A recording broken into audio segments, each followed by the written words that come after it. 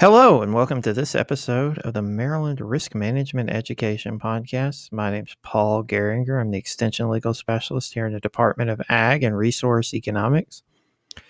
And with this episode of the podcast, we're going to talk a little bit about something that's going on out in the field today, or starting to. We're going to be soon getting into people doing, as it's on Twitter, hashtag plant18.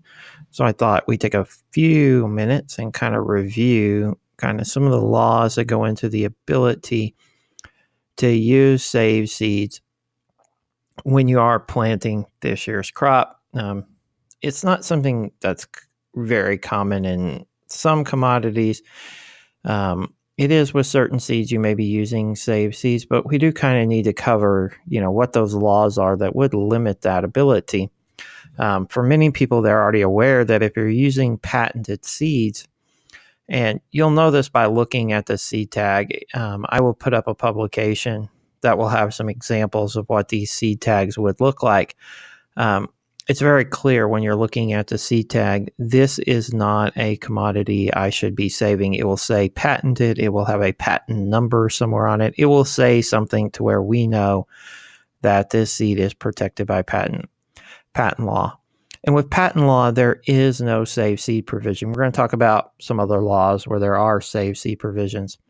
With patent law, there is no save seed ability. You buy new seed each year. It's the way most seed companies have moved. The patent provides an exclusive license for a period of time to where they're the only company that can make it unless they license that technology out to another company, which many seed companies do. We can see that with some of the Roundup Ready technologies. Monsanto will license, new developments out to other seed companies so they can develop their own varieties that require the use of Roundup or another herbicide, maybe stacked in there, genetic traits may be stacked in there as well. So it's resistant to two herbicides at one. So with that, if you're using patented seed and you planted it last year, you already know you probably can't, you already know you can't save it and you're going to get in trouble. We can talk, in future podcast episodes about some of the liability issues that have arisen when producers have used saved patented seeds. They're usually not cheap issues when they've come up.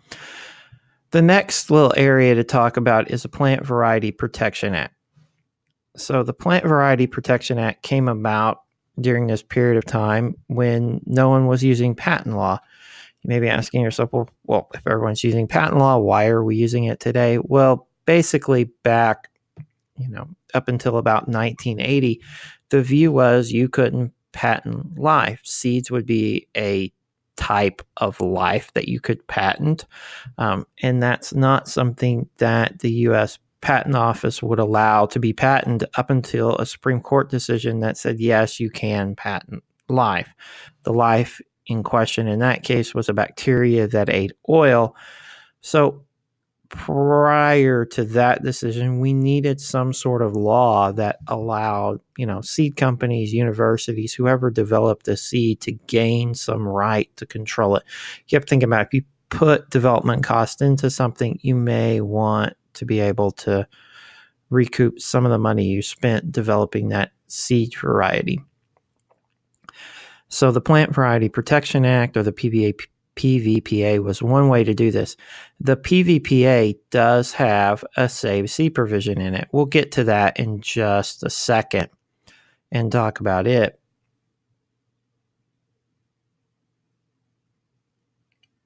But the area we need to talk about with this first is the idea that when you're using PVPA protected seeds, and some seeds still are, many wheat seeds still are, oats, barley, those type of seeds may be, some fruits, vegetables may still be protected under PVPA. It just depends on, who's developing the seeds. And when these seeds are developed, when the person who develops the seeds or the company who develops the seeds goes to file for the PVPA, they have two options. They can pick one option. Whoever holds the PVPA PVPA certificate can elect to sell certified or non-certified seed, granting third parties the right to use the variety for a fee or free. If you violate this option, you can only be taken to court by the certificate holder. There's no federal or state government that can take you in. And that's one thing to point out with almost all of this. If you violate the PVPA or you violate patent law, it's not the government that's going to come enforce that right. It's whoever that certificate or that patent holder is going to come enforce that right. And then the government will get involved through the court system to help enforce that right or not enforce that right, depending on who's in the right. With the PVPA, there's also the second option that is the option most certificate holders take when they develop a seed and license it under the PVPA. This is called certificate only option. Basically, with this option, if you violate it, we can get federal and state prosecutors involved for violations of the certificate. There's a federal Seed Act and a state Seed Act. In Maryland, we have the Maryland Seed Act. The federal law provides for fines up to $2,000, and Maryland's provides fines, the last time I looked, between $100 and $500, depending on the number of violations you have. With this, the idea is you can only sell certified seed. You're not allowed to sell any other type. So you have to you have to buy certified seed with this. If you're not buying certified seed, then you're in violation of these laws. Now, the PVPA, as I said before, does have this save seed exemption. It allows a farmer to save enough seed to replant the next crop. You can only save the amount of seed needed to replant an area no bigger than that planted during the previous year. So my example almost always is if I bought and planted 500 acres with this seed, I can save enough seed and replant enough seed to plant up to 500 acres. If I do 501, 510, I'm in violation of the law. But I can save seed. That's one thing I need to point out with almost all this too. You can save the seed. You just may be limited in replanting it. So at this, I can save more than 500 acres worth of, this PVPA protected seed, but I can only plant 500 acres worth of this seed. The only limitations on how you can market this save seed is you can't sell it for someone that you know is going to replant it. And this is where I often tell producers, look, if you can come up with a scam that you think you can sell a seed to where it's not going to be viewed as being sold to plant a crop or sold in some way to grow a new crop, check court records, because you probably are going to come up with an idea that's already been tried and someone's already lost on. So some of the previous cases have found examples of selling seed illegally. Sale of the crop for the buyer to save the seed. If we know they're going to replant it, that's not legal. Brown bag sales, almost in all cases, patent and PVPA, brown bag sales are becoming illegal. Bin run sales, seller knows seed will be used for replanting. Now, if the bin run sales are going to be used for feed or something like that, that's fine. We can't sell something and you can't see my hands, but I'm putting feed in quotey fingers, knowing that the buyer is going to use it to plant a new crop. We can't trade seed and we can't gift seed. These are just some examples. There are more. I can come up with more. Email me, tweet me. I can tell you other examples. And how are you caught usually violating this? You most likely, either a farmer is going to see what's going on and, call the seed company and let them know what's going on. In many cases, some of the other cases where I've seen this happen is the seed seller gets a little cocky and decides to start running ads in local newspapers, and the seed companies get wind of it, and then they start seeing this, and then they send an undercover buyer and, get a sale on the record and then bring an enforcement action against you. Who's all liable if you are doing this in violation of the PVPA? Well, typically it's all buyers, sellers. They're going to be typically liable for violations.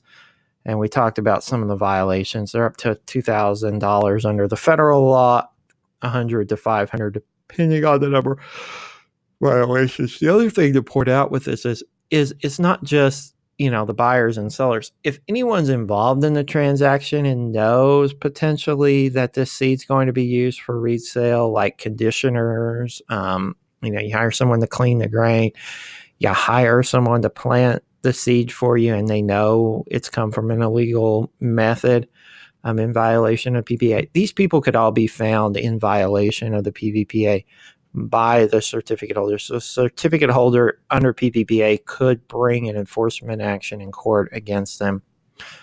And again, this save seed provision doesn't exist in patent law. So these are just some things we need to think about when we're using seed. Most of you are going to have seed from, conventional methods that are 100% legal to be using, but there are those methods out there where we need to think about it and make sure that we actually are using the seed. And I should point out, I didn't say this on PVPA. With PVPA, I will have an example up in the publication as well as how you can tell if something's PVPA. It typically will say, it's certificate, it's protected variety. It has some sort, it either will say PVPA or just say protected variety.